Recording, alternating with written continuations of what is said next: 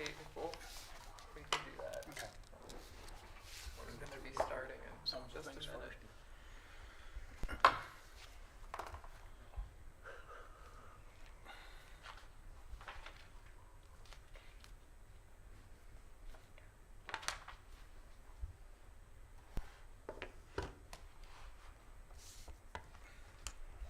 I've had 2 laptops crash in the last 2 days. That's not good. Would they be safe? I've got one at Allegany. All right, folks, let's get started. Right now, we'll It's see 3 the o'clock. vote. This will be for April 2023. Roll call when you're ready.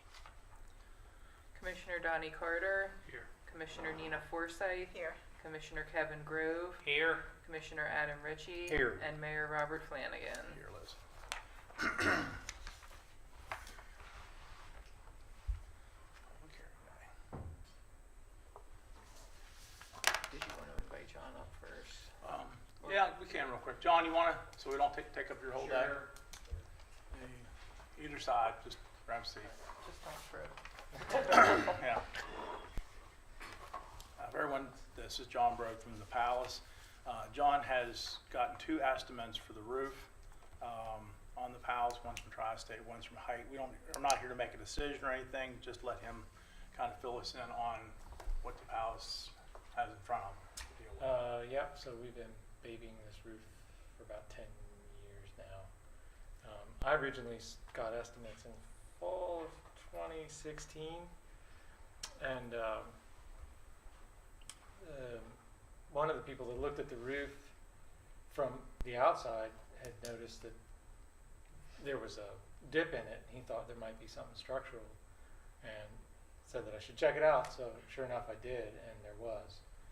So that's when we got Jim Hoskin to come up with a structural repair plan for us that we could actually execute. And when we did that, but that took another year.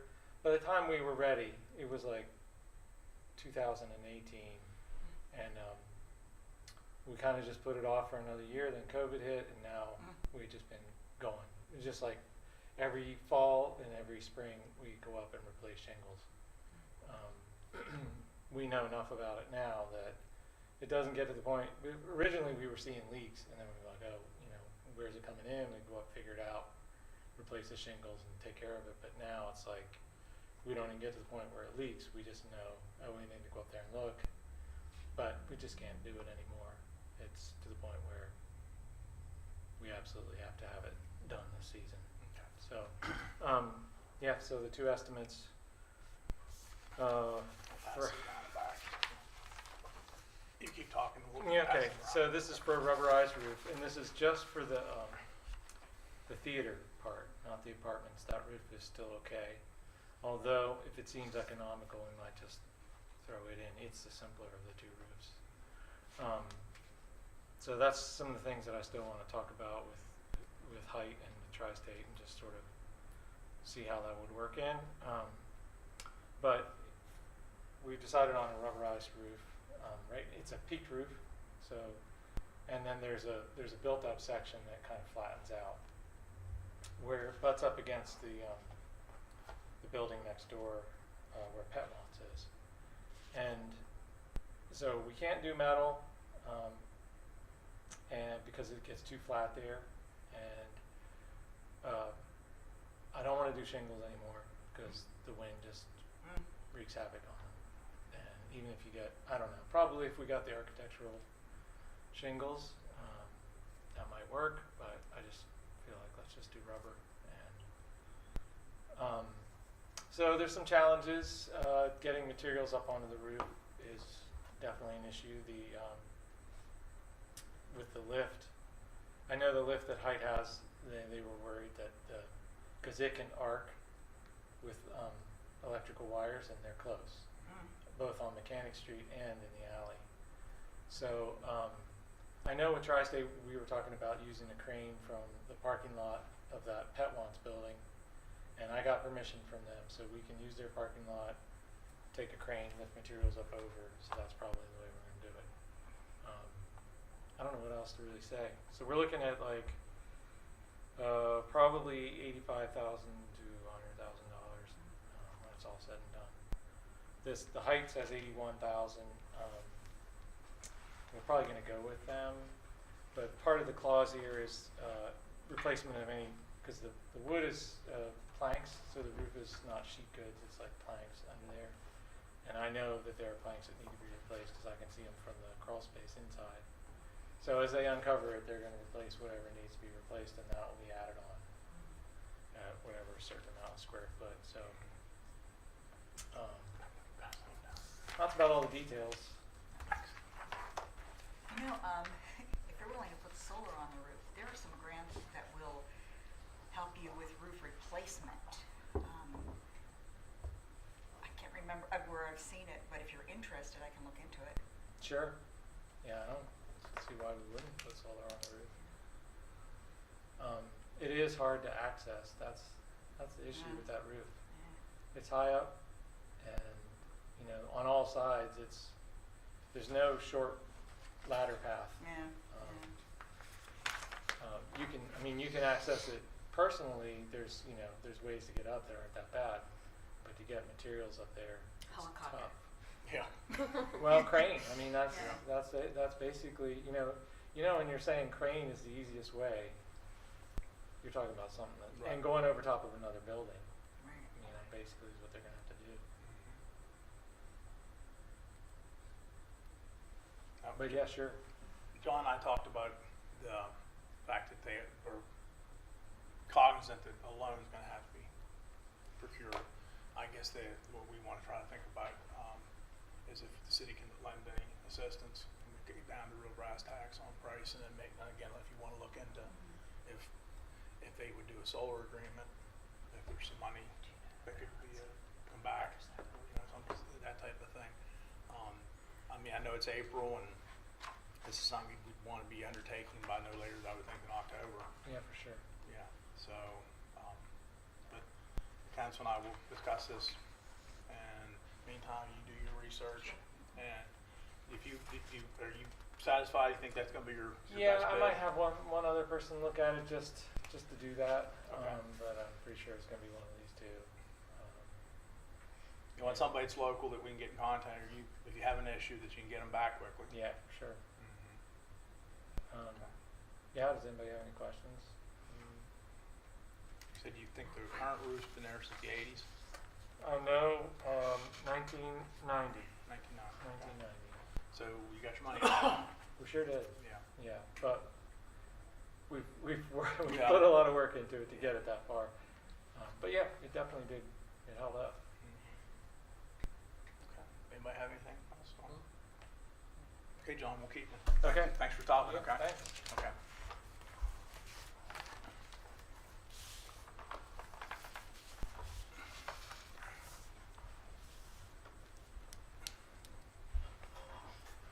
Okay. Just to start, for your council meeting, there's several public hearings that have been advertised in the paper.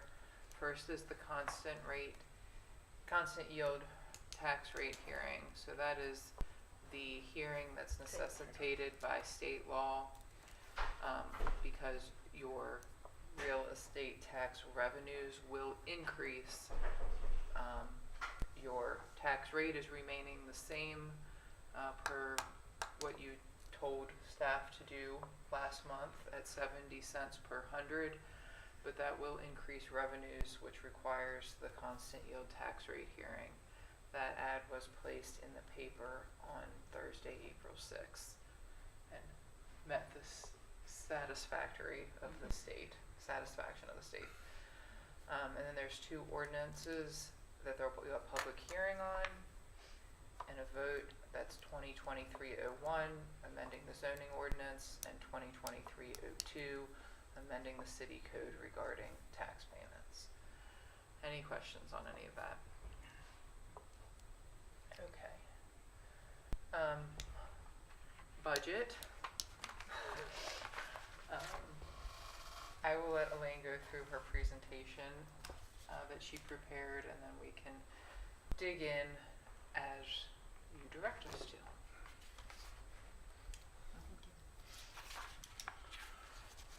So today, I would like to start out just by highlighting some of the changes that have been made from the draft budget that we discussed last month to the version that would be the budget ordinance that would be presented next week on first reading.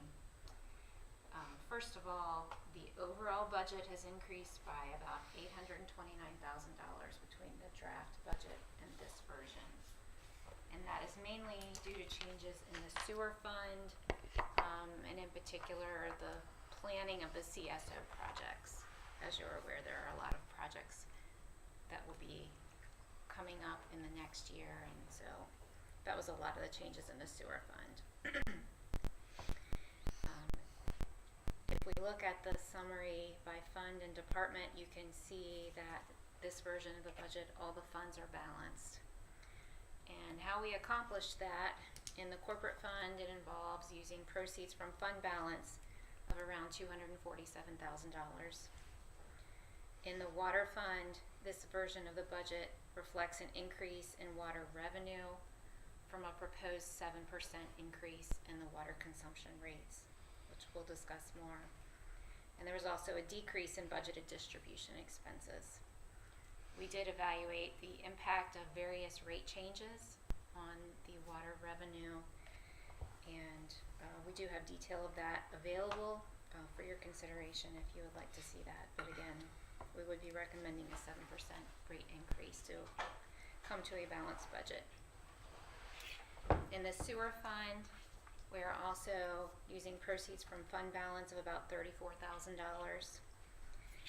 and it also incorporates some debt being used for the CSO projects in the coming year. Whereas we've had very advantageous grant funding in the past, we're now faced with incorporating loan and loan forgiveness in some of the future projects. So we are reflecting some proceeds from debt to balance the sewer fund this year. In the water surcharge fund, there's actually a decrease in budgeted revenue in this version of the budget of about $241,000, and that comes from reducing the water surcharge rate to all customers. One of the debt instruments is being paid off on May 1st, 2023, and that allows us to recommend that decrease in the water surcharge rate. And finally, in the garbage fund, in order to balance the budget, we are increasing or proposing for your consideration an increase in the garbage rate charged to customers. This would be less than $1 per week increase for customers, $3 per month per unit. That would increase the revenue in the garbage fund by about $89,000. Wait a second, you're decreasing the rate but increasing the revenue? Increasing the garbage rate. I thought you said decreasing it. So to clarify, the increase would be to the customers a change of less than $1 per week. Okay. So overall, an increase of $3 per month per unit, or $9 per quarterly bill. So that is how we come to a balanced budget. If we move on and look at some of the key drivers that residents are interested in the next slide, we would consider our tax rates and our utility rates. So per your direction, the real estate tax rate, the budget is based on maintaining the 70 cents per $100 of assessed value. We did have an increase in the net assessable base for the city, but there is also an increase in the properties that are eligible for the enterprise zone credit. So while overall assessments have increased, the city is then in turn turning some of that money back over to those property owners. And you do see that reflected in the budget under the tax credit line item, the account that ends in 4011. So you'll see our tax credits have increased this year.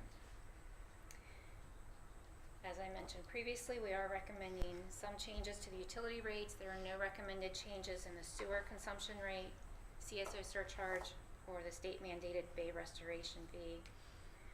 But it does include proposed increases in the water consumption rate, decreasing the water surcharge rate, and an increase in the garbage rate.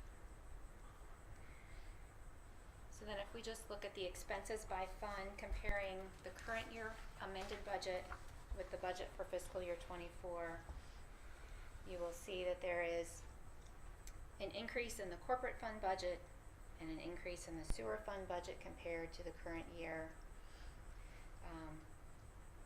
Overall, the change in the budget, the fiscal year '23 amended budget is around 17.9 million, and this budget is 18.8 million.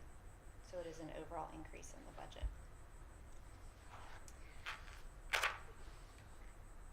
Expenses by fund, again, the corporate fund is about half of the city's overall operating budget. The sewer fund is the next largest portion of our budget, at about a third of the city's overall budget. And the sources of revenue for the corporate fund, as we've discussed before, real estate taxes are our primary revenue driver. Look to the next slide. We continue to see the impact of the ARPA funds, which are contributing this year about 18% of the corporate fund budget. This includes projects in the upcoming year paid for by ARPA for street paving, the contribution to the fire department, parking lot construction, salt storage facility construction, purchase of a plow truck, and the comprehensive plan. So those are all included and funded by the ARPA funds in this year. The other significant portion of corporate fund revenue is under the reimbursements and grants. We have the State Aid for Police Protection grant each year, the FSU MOU, and we also have significant funding budgeted this year coming from ARC funding, CDBG, and the earmark. As far as corporate fund expenses by department, you'll see the administration budget is about 33% of the corporate fund budget. Some of those projects that I mentioned that are being funded by ARPA are included in that administration department. So it somewhat skews the perception that, oh, your administration expenses are higher. But it has the parking lot, the roundabout, the childcare center construction. Those all fall under your administration. Public safety and the street department budgets are the other major expenses that are ongoing expenses, general government operations covered by the corporate fund. For our proprietary funds, which would be water, sewer, garbage, water surcharge, as we've mentioned before, those have to operate like a private business. Their revenues have to support their operations. And you can see that user charges are a significant contributor to financing these departments. The one difference you'll see in the sewer fund, the grants and the ARPA funding actually exceed what we're bringing in from user charges to pay for those CSO projects, which are a significant cost to the city. Water surcharge and garbage, it's all user fees predominantly, except for minimal ARPA funding. Just a quick look at each fund. In the water fund, significant portion of the expenses go for operating the treatment plant. We've seen an increase in chemical costs in addition to our normal contract that we have with MES over a 5-year period. Salaries and benefits for employees, other major costs in the water fund. Then if we look at the sewer fund expenses, once again, CSO projects are the main costs paid for from the sewer fund. The other major cost is the charges that we pay to the Sanitary Commission. We've conservatively estimated them for budgeting purposes at about 7% higher than the fiscal year '22 actual expenses. So that's how we have come up with that figure for the fiscal year '24 budget for Sanitary Commission. Water surcharge, my favorite fund to look at this year, because we can see here the significant decrease in our debt service obligation in the coming year with the payoff of the one loan in May. And there will continue to be investments at Piney Dam as far as needed repairs and some of the additional projects that are being done through ARPA funding as capital outlay. And finally, looking at the funds, the garbage fund, again, salaries and benefits take up more than half of the budget.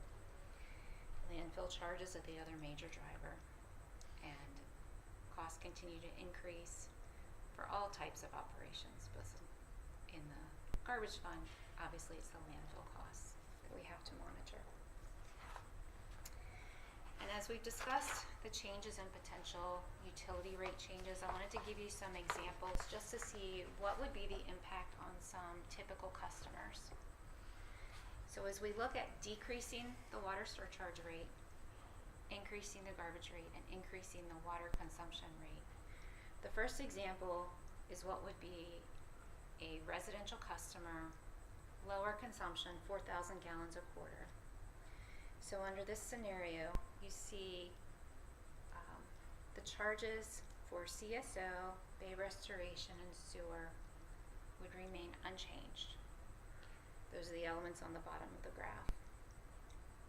The two elements that would be changing would be the garbage charge, which the current bill would be presented on the left-hand column. The projected bill is on the right-hand column. So you see the garbage charge would be increasing, but yet the decrease in the water surcharge somewhat offsets that increase. So for a typical small user, 4,000 gallons a quarter, they would probably see less than $1 difference in their quarterly bill. If you look at a single unit with more moderate consumption, around 12,000 gallons a quarter, this is probably your household of potentially 4 or 5 individuals. Again, you don't see a significant change in their overall bill. They would probably see a bill change of less than $4 a quarter with the blending of the changes in rates. And the third example that I have for you is now a monthly customer. This would be a multi-unit residential. And because they do not have garbage service, what they're seeing is a slight increase in their water consumption rate, but an overall decrease in their surcharge rate. Their bill would actually go down about $50 a month. So in the materials that were provided to you for work session, there's multiple examples. We looked at increases of 3 different changes in the water rate. So if you're interested in seeing more of the nuts and bolts, that information is there. But this does give you a perspective of the impact on some customers. But ultimately, it would come down to your recommendation as to whether you are in support of these proposed changes. The schedule of municipal fees is part of the budget ordinance, and any of the rates that are proposed to be changed are highlighted in yellow in the version that you see. So you would see the changes in the water rates, surcharge rates, the garbage rates. There were also some requested changes in some of the inspection fees that are highlighted in this. There was a change in the day camp fee, which you'll see highlighted. The majority of the other items in the schedule of fees are unchanged from last year. So I'm happy to address any specific questions that you have. The budget detail is available. There is a version that just shows every account and the dollar amount. There's a summary by fund and department, and there's also a summary of the utility rate, current rates, and proposed changes. On the utility rates, we had the opportunity to lower the surcharge, but obviously we want to work towards building reserves to have money set aside for repairs and upgrades in the future. And so the numbers, we work towards balancing the water budget, keeping some reserves, and trying to minimize the impact to our customers. I did do just some comparison and brought my utility bill from the county in, which doesn't have garbage. And if I currently paid a city bill, if my bill was on this, if I was a city customer instead of a county customer, my bill would be about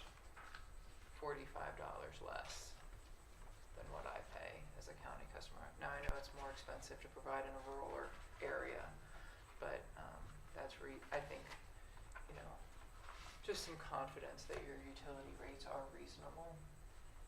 In addition, on the garbage, the $3 increase a month would make your rate $15.80, around It would $15.66. $47 a quarter. Okay.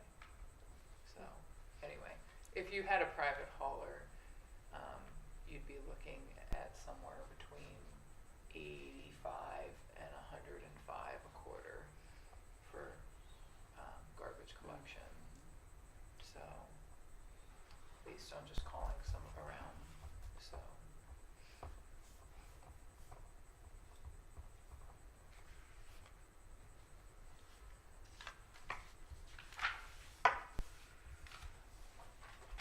Any questions?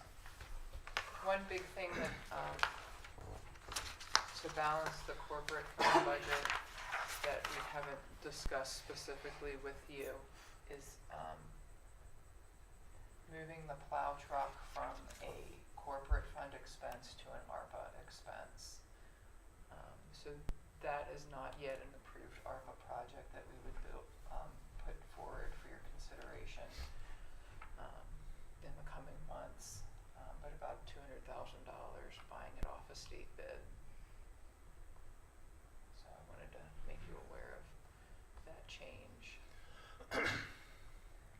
We also have not received final insurance numbers for the coming year. The draft budget included a 7% increase in our health insurance rate. This version includes a 12% increase, and we are awaiting final numbers, but We're probably going to be, Somewhere in that it's, no, No? it's very extreme. Oh, really? So a shortfall of 100,000 plus. However, often our budget includes proceeds from reserves, transfer from reserves, what do we call it? proceeds from fund balance. Proceeds from fund balance around $200,000, because we budget conservatively, that transfer doesn't usually occur. Last year, because of ARPA and unanticipated revenue, the transfer to fund balance at the end of your 22 fiscal year was high. There was a lot of money that went to the reserves.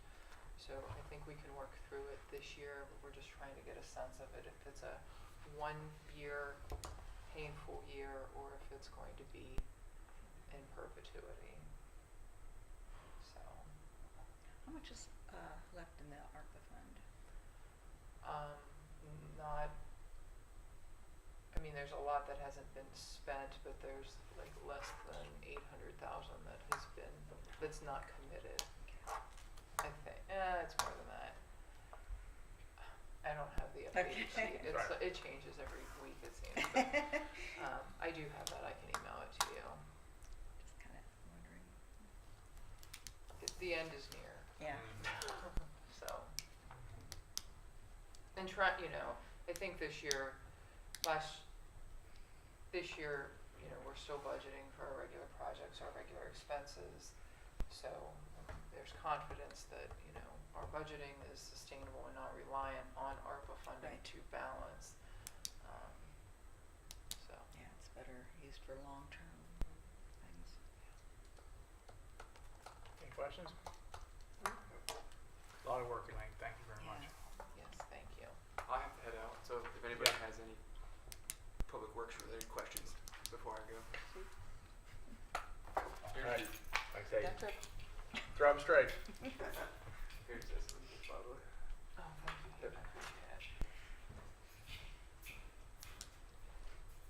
it. Okay. For LEOPS, there are 2 resolutions to enroll your officers in the, well, actually one, to enroll them in the law enforcement pension system, and they have provided the format of that. it passed both the House and the Senate. So the resolution is there for your consideration, but that was prepared by State Retirement for you. Any questions on that one? Okay. And then the second one, State Retirement has encouraged us to participate in because it is a tax advantage for your employees. It is called the Pickup Program, where the employer picks up the retirement contribution on behalf of the employee on paper, so that the employee contributions to the state pension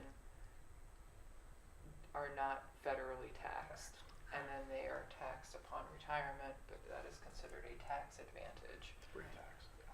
So this would apply to all employees, LEOPS, and the employees that remain in the employees' pension system.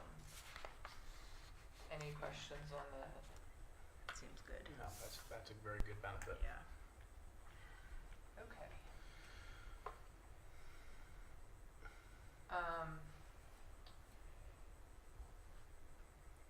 For the childcare earmark that is being administered, the earmark funds are being administered by USDA. So Lydia has been working with CDBG to get the special project funding for CDBG to be put towards the Child Care Center. And that part she's thoroughly completed. However, USDA, I guess, has been surprised by the fact that they need to be the grant manager for our project. And we now have to follow USDA grant guidelines as well, which has resulted in some unanticipated administrative and procedural changes. We have to do a USDA application, which includes a resolution passed by the mayor and council approving our application to USDA, but it also requires that the bid documents are prepared in AIA format, American Institute of Architects, rather than our standard bid document format that was acceptable to CDBG. It's not acceptable to USDA. So we have asked Matt Brewer to prepare a change order, and obviously it makes sense to spend a few $1,000s more on getting the new bid documents prepared than walking away from $531,000 in grant funding for the project. Is it frustrating? Yes. Is it surprising? Not No. necessarily. So, any questions on any of that? Okay. Is that the main thing? Just the document? Yes, procedural and then the change order so Matt can start that so we can get it to bid as soon as possible. They do believe that the environmental review that Lydia did through CDBG will suffice for USDA, so hopefully that at least is one process that we don't have to do twice. Okay, it's your turn already, Bethany. All right. So, this is just a summary of the applications that I've received in regard to the Building Improvement Grant Program. As of today, this list has changed slightly. But basically, in a nutshell, we've been awarded a total of $100,000 between 2 fiscal years for this exact program. So I've been soliciting applications since late August, and the first round of advertising didn't get anything. And then I started doing targeted outreach. We did another push on social media, on our website. At this time, we have received some. So the Elks, they had requested funding for an ADA ramp, and there have been a couple different factors that have caused this project to get delayed, but they are ready to apply again. So on this sheet, I listed dollar amount unknown, but they submitted their application at about 2 o'clock, and they are requesting $21,000 total, for this project. Muddy Creek Crafts is requesting $5,493 to replace their windows on the exterior of, their storefront to help with energy efficiency and things like that. The Hawking House, Chris and Eve Schott have requested funding for 2 different projects. So, they want to complete HVAC installation. They've done a partial install, but they'd like to finish out the project, and that's their highest priority. So I am recommending that we fund them at what they're requesting at $10,750. Is that a private house? Is it a commercial property? It is zoned mixed use, so it's eligible. And it is in the sustainable community boundary. So, and I mean, historically, it has been used for commercial purposes. 20 years ago. Well, Do they have plans to use it for? I think that they're just trying to get the space in a better condition to be sold to make it more attractive and marketable. And then they also have requested $4,250 to return the entryway / portico area to its original condition. I also have received some pretty significant requests from Larry Guthrie with the nickel building upkeep. We definitely are not going to be able to fund him at the full amount that he's requesting. So, at the bottom of this, I've listed out my recommendations, and I'm certainly happy to, hear any feedback from you all. And I also should mention that the Frostburg Inn, they are doing some facade repairs. After the Historic District Commission meeting on Monday evening, they have to change the scope of work just a little bit, so they weren't able to get an updated estimate to me for the application. So at this time, I'm not 100% sure how much they'll be requesting. But I would like to include that in the fiscal year 22 cycle, the first cycle of funding, since they're ready to get started, like ASAP. So with that being said, the recommended award amount for the nickel building project will decrease slightly for that 22 cycle.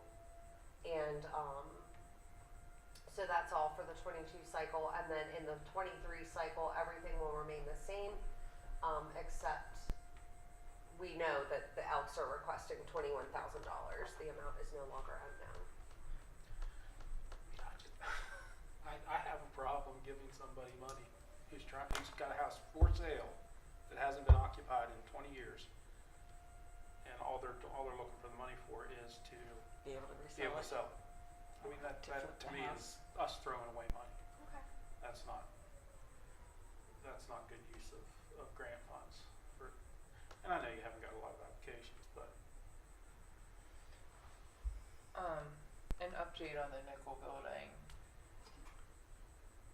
The city had provided them with a structural report that said the facade bulge was not structural, and once they got in there demoing the interior, they had their engineers come in, and it turns out the front wall is a load-bearing wall, and there was a structural member that the engineer that prepared our report did not see because it was not exposed. So what we've last heard is the whole front of the building is going to need to come down, Oh my gosh. all 3 courses of brick.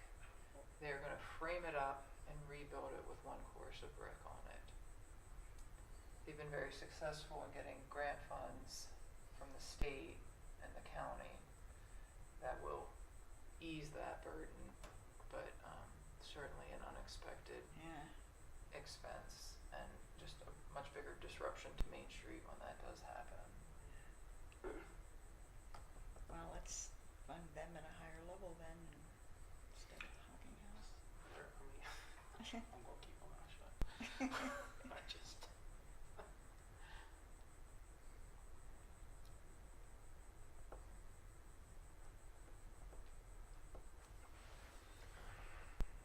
Well, let's do this. What can we agree on? If I think it's something to work with there. I think this is something the palace should have put in for. Unfortunately, roofing projects aren't eligible Okay. under the parameters set by DHCD.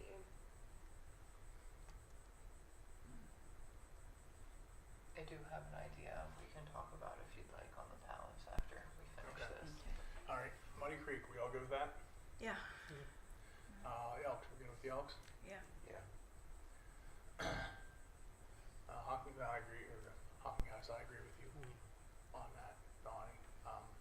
If it was currently in use and it was currently employing people and things like that, and it was to make it a better space, then I wouldn't have They're an just issue. flipping it. But yeah, That's what, I mean, and it's Does not anybody even anywhere remember close how to much being ready funding to go inside. Was that? They got for the all petite from the county. It was. Hardwood floor. No, that was on Main Huh? Street. That's where 200 Harvey and Trail House 250. was. I think it was 250. All right, so scratch that one. And that was You for wanna talk the facade, right? The Frostburg Inn facade, I don't know the amount on that. What do they wanna do there? They are, so if you can picture the building, there's those green glass panels. A lot of them have cracked and are falling down, so they are removing those and replacing it with tongue and groove wood. Oh, I love that green glass. Well, I'm sure they'll give it to you. Very retro. Yes. Well, I didn't realize that that structure was only built in 1970. And Oh, really? It's not a contributing resource in our historic district. Huh. And it was also destroyed by fire in 1998. So, What's the price on that, do you know? I don't know. They had to, like I said, on Monday evening at the Historic District Commission meeting, they had to make some alterations to the plan that they had proposed. So their contractor is working on an updated estimate. Okay. You wanna leave that one in limbo until they get a price back? Okay. You wanna discuss nickel further? I should probably keep my mouth shut since I've been on it. All right. Remaining three, what's your feelings? Well, if it's gonna stay in there, it's gotta be fixed, so. Is the facade, the 35 that they were asking for, is that, Yeah. they have to bring all the brick down and, That seems low to do all that. So they have to kind of order of operations here. They have to do the framing structural and the purchase of the windows. That will be number one priority. They've requested $64,625 for that, and that's 50% of what they received, the contractor estimate.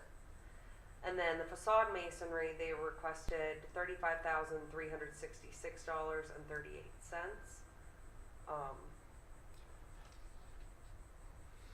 Is there a way that we can make sure, cause I know they got a big grant from the state, That but county. they're not using this as part of the match for that? Yes, so on the application, it does say, it requests the revenue source for the matching funds. And I would have to look at the application to find out. okay. It does seem that it would be something that would really improve the city if that gets done faster. And that grant that they got from the county, was that for the facade, the 250,000? I think it's just to put the building back in use. Back in, or okay. help support a new business. I don't know that their grant requirements are less strict than ours. And then the Project Restore grant that they got from the state, I believe, I don't remember how much that one was. But that's to Scroll put back up to the, a vacant building back in use. Back in use, okay.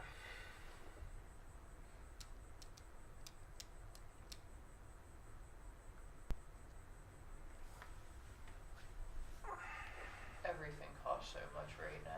Yeah. so I mean, I don't think we can do both of them, but, about doing, you know, with the facade masonry? Just do whatever the balance is after you do Muddy Creek, the Elks, and the, Well, I put, the Elks in the second round, okay. so for FY '22, it would be Muddy Creek, the Frostburg Inn, and the balance would go to Larry and Megan.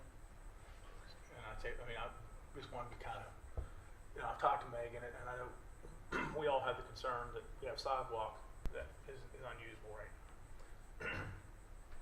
And I think that needs to be There's fixed. a quick timeline. Quick time on that. Okay. So I think we just need clarity of what that actual cost is, and if they've been awarded other money, that maybe some of that money needs to go towards that.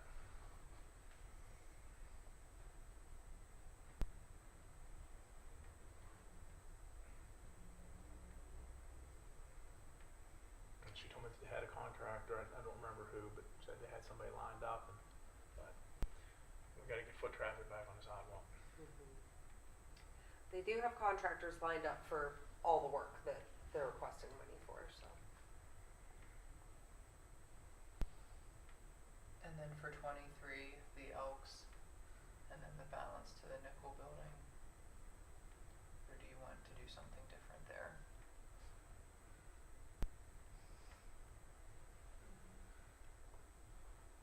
There isn't another one, is there? There's, Not at this So- time, no. so that makes sense, yeah.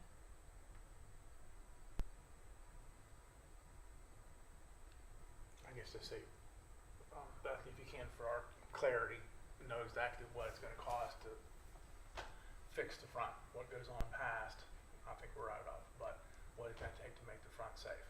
Okay. Are you okay with that? I mean, I think we, okay.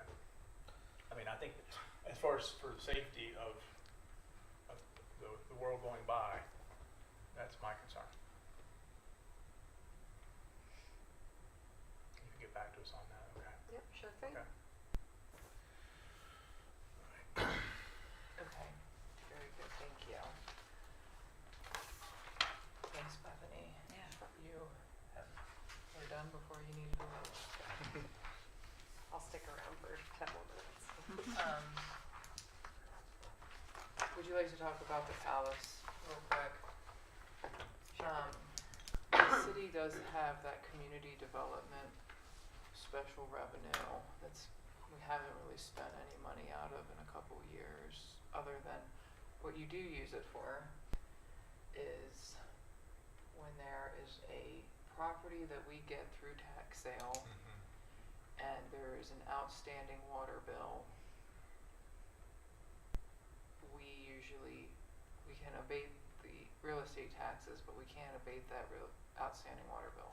So we usually pay that water bill off out of that special fund. How is that fund funded? So that fund has the origins of it predate me, with the city. So there's been no income to it in 10 years of significance. But the city used to apply for revolving loan fund grants through the state, through Community Legacy, where we would give out loans to businesses, low interest loans to make improvements, and then they would pay us back. But that put the city in the position of being a debt collector, Yeah. which we're not very good at. And there's other organizations like Tri-County Council that do the gap funding and have experience administering loans and the ability to do credit checks and everything else that you need to do to issue loans. So that's some of it. So when we would do these RLF programs, we'd get money to loan to people, but then the repayments we got to keep. And then CDBG, many years ago, they don't even do this program with municipalities anymore, but would provide homeowner assistance loans. We would give us money as a grant to provide loans to people to like upgrade their kitchen cabinets or whatever if they were low mod income. But then they had to pay us back. So while I've been here, like one of the people in my department was trying to collect repayment money for kitchen cabinets that were installed in like 1986, like crazy. So we just haven't ever applied for any grant funding like that, but we went through the process to make sure it was okay to just spend down this money. And as So long it's as just it been is, kind of sitting there basically. yeah, so as long as it's used for a community development type purpose, so dealing with blighted properties and, you know, taking care of the bad debt. We've used it to tear down blighted properties. Those are probably the two predominant uses that we've used it for. So the current account balance is $56,000. So you could do like, if you wanted to do a low interest or no interest loan to the palace, or there'd be some, I'd keep some money in the reserves of that, but just an option. Because the city does still have a property on Water Street where we do have outstanding utility issues. And Yeah. And we have one property owner that might be seeking demolition assistance for a blighted property. So if we did some quasi, say no interest, type of deal, let's say maybe 25,000 with them agreeing to repay half of it, Like forgiving the other. forgiving half once all the work's completed and it's been inspected, and that would be an additional give back if we give them hotel motel every year. But that would also be maybe a catalyst for them to do more things and have more things open, which again would help spur more hotel motel activity. Does that sound reasonable? Yeah. Text back, but I would like that to be written into there, because the last time we gave money, and they were supposed to be more, not during COVID hit, but Right. I know that they have turned down people who have asked to I mean, sponsor movies and stuff, they've been flat out told no, you're not doing that, we're not having kids there and stuff, so, you know, if they want money from us, I think they need to really show that they're going to be more community oriented. Well, I think that'd be incentive to, if, you know. But that would be if, I mean, John had said that they were thinking they could handle the first 25,000. If we go 25 and it becomes a $100,000 project, which I think it probably will end up being that, and they're only seeking loan funding for 50, and that would be, I think they wouldn't have any trouble getting a loan for $50,000. So we'll make the document, put a document together. I'll have Michael Cowan do that. Okay. Is everybody good with that? 25. Okay.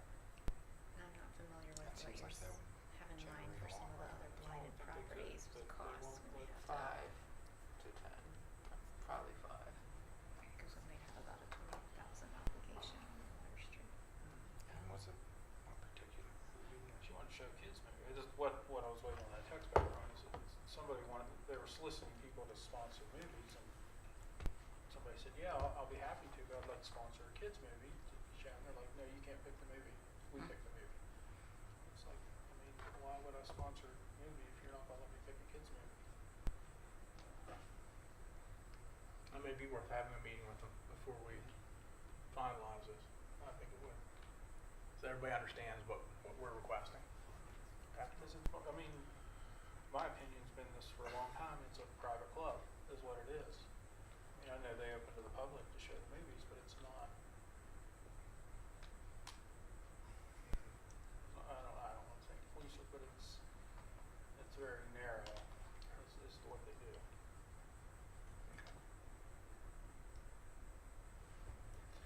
What else we got? Hazardous Waste Collection solicitation letter. They are, the Allegany County Solid Waste Management Board is hoping to hold a household hazardous waste collection on October 7th of this year. The collection is free of charge to residents of Allegheny County, except for paint. A small fee of $2 is levied per container of paint. Based on past experience, they believe that this collection will cost $35,000 this year.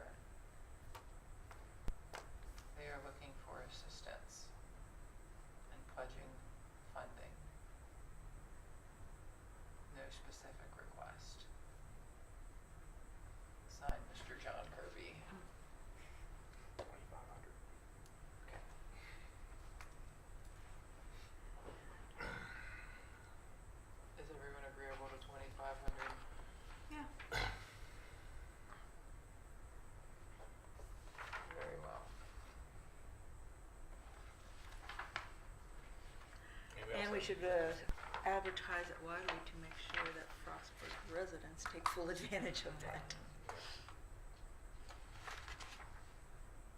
I will reach out to Mr. Cohen, their recycling coordinator, tomorrow. The other Mr. Cohen. Yeah. I do not have anything else. Anything you would like to bring to the table? Otherwise, I'd ask for someone to read the closing statement and a motion in a second to adjourn to closed session. Yeah, I'll go. Okay. Under the annotated Code of Maryland, Article Section 3-305, there's a section B1.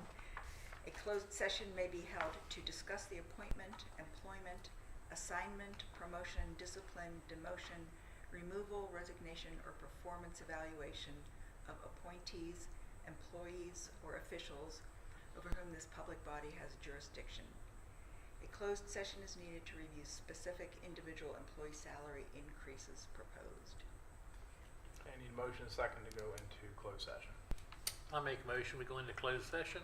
Second. Moved and seconded, all in favor? Aye. Okay, thank you, Elaine. Thanks, everyone.